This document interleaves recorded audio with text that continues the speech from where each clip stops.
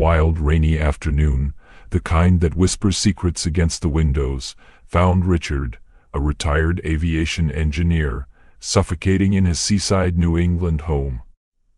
He was 63, a widower for 7 long years, and his days were a dreary loop of tinkering with model airplanes, polishing a small hangar that felt more like a tomb, and replaying a life that was now just a collection of memories. It was safe. It was orderly. God, it was so dull. He was up in the attic, a forgotten cavern of his past, when his hand brushed against something rough. A leather album, caked in dust. He pulled it out, heart giving a little lurch. The photographs inside were a cascade of Anne, his late wife, and their travels. Her smiling face in Paris, the sunset over Santorini a fiery memory, the winding alleys of Venice whispering her name. But then, a jolt. A photograph, blurry and indistinct, of a mountain range, and scrawled right there in the corner, in Anne's unmistakable handwriting, a string of numbers. Beneath the photo, a scrap of paper. A note. Just a few words that ripped a hole right through his chest. Find the places we dreamed of. I'll be with you, in every memory. A breathless gasp escaped him. Anne had always dreamed of a round-the-world adventure they never got to take. And now, she'd left him a trail. A quest. A challenge from beyond the grave. That night he called Elena, his old friend and fellow pilot, 61 and a force of nature. They'd met decades ago at an air show, and she was now a seasoned travel photographer, living life on her own terms. "You're really going to do this?" she demanded, a thrill in her voice. "Chase a dream that's a bit posthumous?" "I don't know what it is," Richard confessed, a desperate honesty in his voice. "Serious or foolish, I don't care. I just feel like this is what I'm supposed to do. For her. For me. For life itself." Within a week, they were a whirlwind of maps and plans. Each photograph was a destination, a clue, a memory just waiting to be breathed to life. They packed with a reckless abandon he hadn't felt in years, boarded a small twin-engine plane, and with the roar of the engine, left the predictable coast far behind. Their first stop was Venice, a city of whispers and shadows. The photograph showed a gondola, twilight painting the scene in hues of charcoal and lavender. They roamed the labyrinthine streets, their questions a strange language to the locals, until they stumbled upon a hidden cafe tucked away in an alley so narrow it felt like a secret. Inside, pinned to the wall, a faded postcard. It was from Anne. Her familiar handwriting, a subtle hint. The coordinates of their next destination. Richard's heart hammered against his ribs. He couldn't believe it. Elena just smiled, a hint of something deeper in her eyes.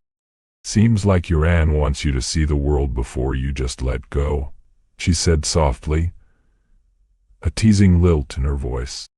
Their flight path was a crazy, zigzagging line across the globe, from Europe to North Africa to Asia. Each location was a revelation, a hidden piece of Anne's puzzle. A tea house in Kyoto where a cherry blossom was etched into a coaster. A lighthouse in Scotland with a weathered note tucked inside a forgotten book. A chaotic market in Marrakech where a hand-drawn map was hidden behind a painting of a desert sunset. And with each leg of the journey, a new challenge. Sudden storms over the Mediterranean that threw the little plane around like a toy. Engine trouble over the endless, unforgiving desert. The frustration of language barriers in remote villages. But Elena's steady calm was the perfect counterpoint to Richard's cautious nature. They bickered and laughed, their friendship deepening with every shared hurdle. Adventure wasn't just about the places on the map. It was about the trust they were building, the courage they found in each other. At night, they'd sit on the wing of the plane, the universe a blanket of stars above them. Richard would often fall silent, his gaze lost in the constellations, thinking of Anne. Not with that sharp, raw grief anymore, but with a new, quiet gratitude. He felt her there, in the air, in the memories. Elena would see his distant look, and without a word, her hand would find his and give it a gentle squeeze. The space between them was thick with a new, unspoken connection, a bond that was growing stronger with every passing day. One evening, as the sun set fire to the Andes, painting the mountains in hues of gold and amber, Richard finally spoke the thought that had been haunting him. "Do you ever feel like we're just chasing ghosts?" Elena looked out at the vast horizon, her eyes reflecting the fading light. "Maybe," she said, her voice a low murmur. "But sometimes ghosts are the only ones who can guide you to a life you'd never have found otherwise." The journey became a lesson. They flew to remote islands and bustling cities, to quiet villages few tourists had ever seen. Every photograph wasn't just a clue, it was a revelation. A handwritten note, a landmark, a story from a local that connected to Anne's past life. Richard and Elena began to see the pattern. Anne's messages weren't just about the places. They were about life. They were lessons. One note, found in a crumbling old library, read, "Life is not measured in days, but in moments you dare to live fully." Richard let out a quiet, knowing laugh. "I think she's trying to teach me how to fly again," he said, a newfound lightness in his voice. "Literally and figuratively." Elena chuckled.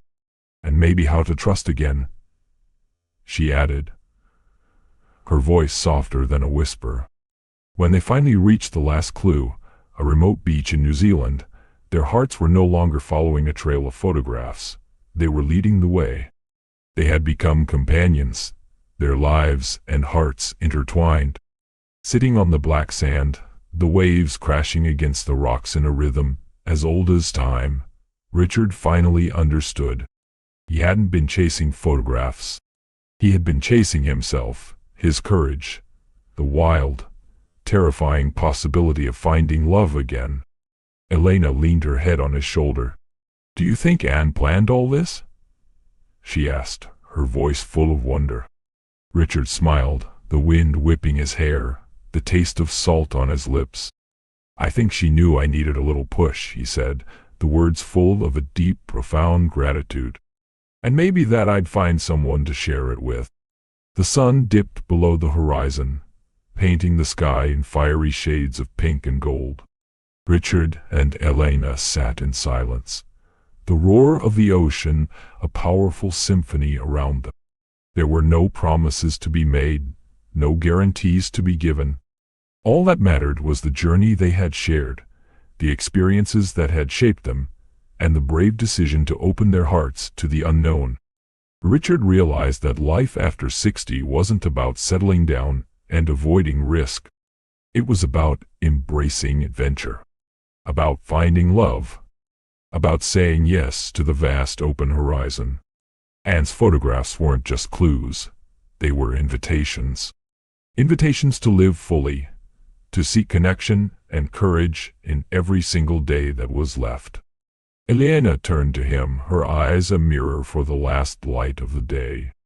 "We have no idea what tomorrow holds," she said, a hint of a question in her voice. "No," Richard replied, his hand finding hers.